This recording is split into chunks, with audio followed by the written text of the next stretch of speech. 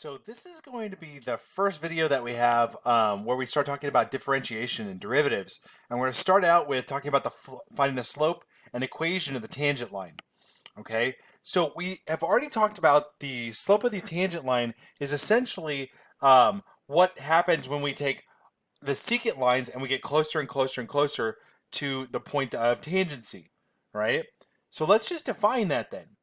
The tangent line to the curve y equals f of x at the point P of a f of a is the line through P with slope, and then it gives us the slope and defines what the slope is, okay? F of x minus f of a over x minus a. So it's the limit as x approaches a of f of x minus f of a over x minus a, okay? Fairly simple to think about, right? This is essentially, this top here is the difference in y, and this is the difference in x, the bottom part. Okay? And all we want to know is that what happens to this ratio as x gets closer and closer and closer to a. Okay? And that's basically saying, in fact, saying the exact same thing as we draw a bunch of secant lines, okay?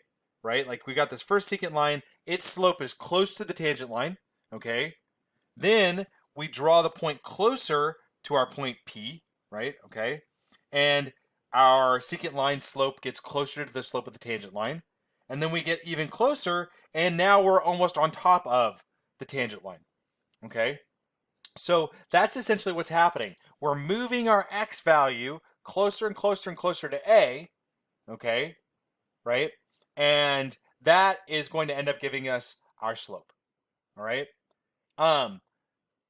It's a complicated idea to think about, all right? It's hard to think about limits, but in practice, it's actually not all that bad. So let's take a look at a couple of examples. I think these will kind of straighten things out in terms of like, what exactly are you going to do? Now, the thing here is, though, is we're going to see a lot of stuff that looks basically exactly like this, okay? And its underlying concept is exactly the same.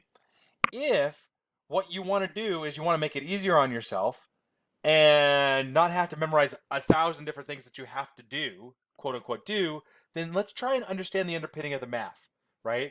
And the underpinning of the math here is we want to know what happens, right, to f, okay, as our x gets closer and closer to our point. Okay, so as x gets closer to a point, what happens to f, right? And what happens to this ratio? That ratio of the difference in y over the difference in x, right? That's going to be the slope of our tangent line, which is also going to be called our derivative. So let's say, for example, we've got the definition here. I thought I'd keep it here so we can see it. So let's say we want to find the slope of the tangent line for f of x equals x cubed at the point 2, 8. So that slope is going to be m, and that'll equal the limit as x approaches a. So the limit as x approaches, and our a in this case is 2, right? Remember, our a's are our x's, and it's going to be f of x minus, and f of a is just our y value. So f of x minus 8 divided by x minus 8. Now this is going to end up equaling x cubed minus 8, or excuse me, the limit as x approaches 2. Excuse me, this is x minus 2, sorry. X minus 2. So let's look at a problem. Let's say we want to find the slope of the tangent line for f of x equals x cubed at the point 2, 8. Okay? So what we'll do is we'll use this definition for that slope. So m is going to equal the limit, and x approaches, and it's going to be 2 because that's our x value, of f of x minus, and 8 is what f of 2 is, right? Plug in 2 in for x and x cubed, and you get 8, right? It's also our point, yes? Divided by x minus 2. Okay? And so what we have here is we now have a limit. This is going to then equal the limit as x approaches 2 of x cubed minus 8 all over x minus 2. Then we notice this is a difference of cubes, so this is going to end up equaling x minus 2 times, okay, x squared plus 2x plus 4. And that'll all be then divided by, oh, excuse me, this is the limit as x approaches 2. And now we know how to deal with that. We can now actually factor out the x minus 2. So this is going to be the limit as x approaches 2 of x squared plus 2x plus 4, which equals, okay, 2 squared plus 2 times 2 plus 4, which is just simply 12. So the slope of the tangent line, m, equals 12. And that's it, right? It's just a limit. So if you got the limits down, this stuff you'll be able to get this no problem, right? A little bit of algebra, I suppose, but no, not too much problem with the rest of it. All right, so let's take a look at another one. So now let's take a look at finding the equation for the tangent line for f of x equals the square root of x minus 1 plus 3 at the point 5, 5. Okay, so what we're going to do is we're just going to use that tangent line equation. We're going to have m is going to equal f of x, or we could just replace that with the square root of x minus 1 plus 3, and then our y at our point is 5, so minus 5, all over x minus 5, right? The change in y over the change in x, right? And it's actually, excuse me, it's going to be the limit as x approaches 5, okay? Now, what I'm going to notice is I'm going to notice, okay, well, this is going to equal the square root of, excuse me, the limit as x approaches 5 of the square root of x minus 1 minus 2 all over x minus 5. So what we'll do is we'll multiply the top and the bottom by the conjugate. Square root of x minus 1 plus 2 over the square root of x minus 1 plus 2. And this will then equal the limit as x approaches 5, right? We have that difference of squareds. It's going to be x minus 1, the square root of x minus 1 squared, minus 2 squared, all over x minus 5 times the square root of x minus 1 plus 2.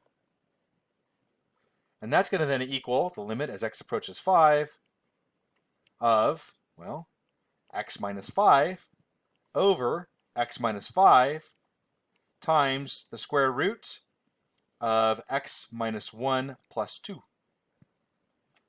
And that then is going to equal the limit as x approaches 5 of x minus 5, or excuse me, of 1 over the square root of x minus 1 plus 2. And since x minus 1 plus 2, the plus 2 is not in the radical, and since what we have here is a rational function and 5 is in its domain, we could just use substitution.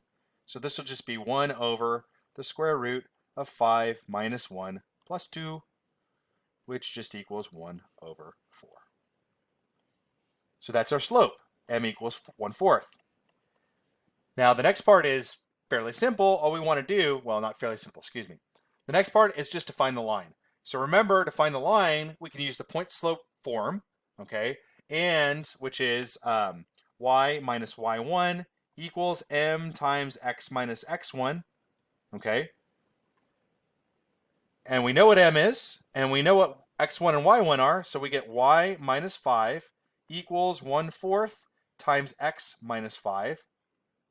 And this will then equal, or that'll give us, right, okay, y equals 1/4 x, all right, minus 5/4 plus 5, which equals 1/4 x minus 3 1/4, or 3 3/4. Right, what would that be? That's 12, 15 over 4. So we're left with y equals 1/4 x minus 15 over 4. And that's how we find the equation of the tangent line, right? Because that's kind of easy to use. And the trick here really is to find that slope, okay? So this completes the lesson on finding a tangent line, all right? Basically what we're going to get here is we're going to use our limiting process, okay, with the change in y over the change in x, all right? And this is our first introduction to the derivative.